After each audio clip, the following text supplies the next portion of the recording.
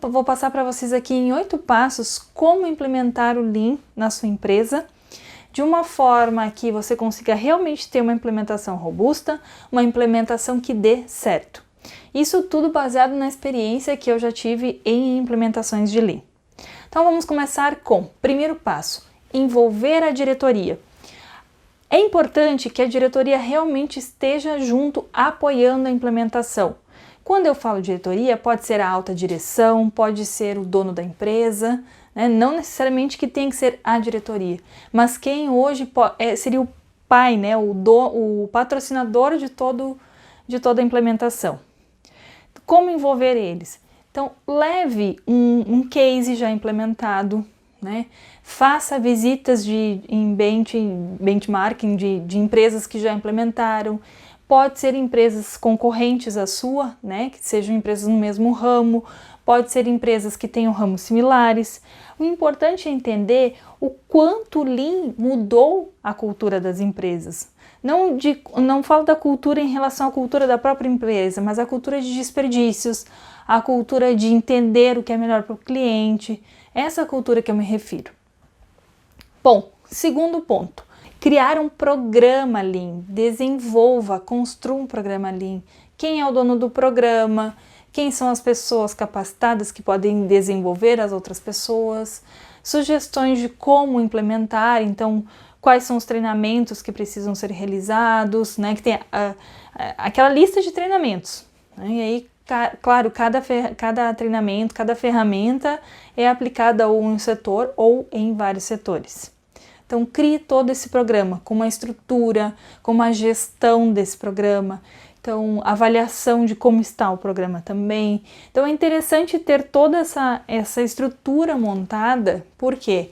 Porque senão você começa a implementar Lean em uma linha, em outra, e acaba meio que se perdendo. Quais são os resultados de toda essa implementação? Então, tendo um programa, tendo pessoas que cuidem dessa gestão, isso fica muito mais organizado, fica muito mais estruturado e com certeza mais centralizada essa informação, você consegue calcular os ganhos, você consegue entender quando precisa de desenvolvimento de uma equipe, quando é necessário algum recurso. Então, ele fica realmente mais organizada essa implementação. Terceiro ponto. Crie um roadmap com um critério de escolha onde será implementado. Por que eu falo isso? Porque muitas vezes as pessoas têm o desejo de implementar o Lean, mas quando ele não está ainda em toda a empresa, acontece que existem linhas estratégicas que naquele momento precisa ser implementada, a cultura, a filosofia. Então eu vou implementar o Lean numa empresa numa linha onde eu estou fazendo hora extra. Numa linha hora extra, sendo que eu tenho desperdícios. Eu vou implementar o Lean em uma linha onde eu não estou atendendo a demanda do cliente e aquele produto ele é estratégico hoje para a empresa. Então você precisa colocar esses critérios. Ou até mesmo, estamos percebendo que há uma tendência no aumento na demanda, né? Estão aumentando os pedidos de determinado produto. E a linha hoje, né, como ela está desenhada, ela não atende essa demanda. Vamos aplicar Lean nessa linha. Então, tem alguns critérios de seleção e escolha, né, para a implementação do Lean em algumas linhas ou processos que vocês tenham. Tendo esse roadmap para a escolha de onde implementar o Lean, defina quais são os treinamentos necessários hoje para implementar no seu processo.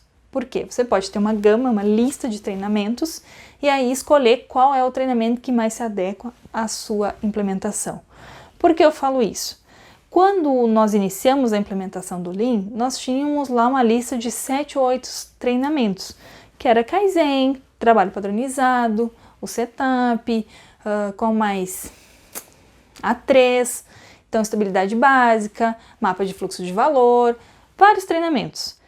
E quando eu aprendi isso e fui replicar isso para outras unidades, eu tinha aquela lista de treinamentos, aquela sequência de treinamentos e simplesmente pegava daqui, bom, vamos colocar em outra unidade essa mesma quantidade de treinamentos, esses mesmos treinamentos.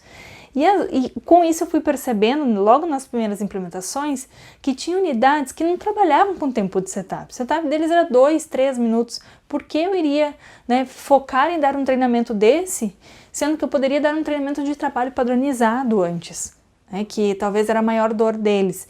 Então, claro, isso tudo vem com a experiência. Então, nós começamos a customizar o que nós tínhamos uma lista de treinamentos e o que cada unidade ou linha de produção poderia receber desses treinamentos. Então, cuidado com isso. Tenha pessoas capacitadas nas metodologias, nos conceitos, nas ferramentas, mas saiba o que aplicar no local correto.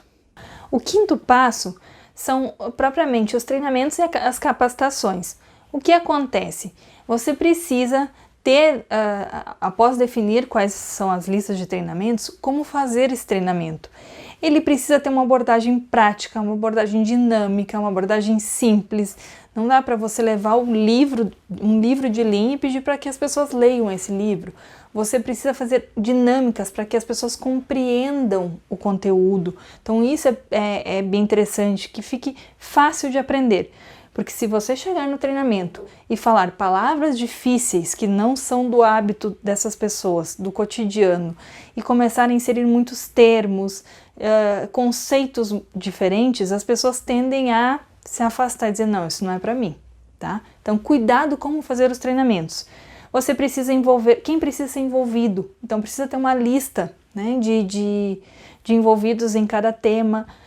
As áreas de apoio precisam estar presentes no treinamento, aí depende da implementação, né, qual área de apoio faz mais sentido estar ou não dentro desse treinamento. Encontros mensais. Então, dentro da primeira implementação que eu realizei, que eu estava presente, nós tínhamos ali uma quantidade grande de encontros, né? Então, nós tínhamos o treinamento, tínhamos a visita técnica do consultor, e nesse meio termo, então, treinava, visita técnica, treinava outro conteúdo, visita técnica, e a gente ia implementando com apoio. Então, precisam ter esses encontros com a equipe, até mesmo para fazer os alinhamentos necessários. Então, esses são alguns pontos, né, referentes à parte de capacitação, treinamento e desenvolvimento das equipes. O sexto passo são as formas de avaliação e acompanhamento. Todo projeto de implementação, ele precisa ter alguns KPIs, alguns indicadores para que sejam feitos os monitoramentos. Bom, qual é a principal dor que a gente tem hoje? Temos dor de produtividade, não atendemos a produtividade. Bom, então, durante a implementação do programa, durante a mudança de cultura, precisa se acompanhar esse indicador. Então, a intenção é que tenha os indicadores do programa, né? Claro que os outros vão deixar de ser medidos? Não, mas você precisa avaliar se realmente essa implementação ela está sendo assertiva, ela está tendo resultados. Então, tenha sempre um KPI para medir o desenvolvimento. Meça também a questão de competência das equipes, elas estão se desenvolvendo? Não, então faça essa avaliação junto com a área de RH, isso é importante. E tem avaliação, né, de cada integrante da equipe. Isso dá uma certa diferença, gente, porque se você tem uma implementação em uma linha de produção, todos são treinados, e aí existem alguns que se destacam. Esses alguns que se destacam, eles têm que ser vistos de uma forma diferente perante o gestor, perante o RH. Talvez são futuros potenciais líderes, né? Se hoje ainda não são. Ou, claro, acelerando a sua carreira, né? Desenvolvendo em algum outro cargo que atenda, que eles consigam atender as necessidades e também seja de acordo aos objetivos e propósitos deles.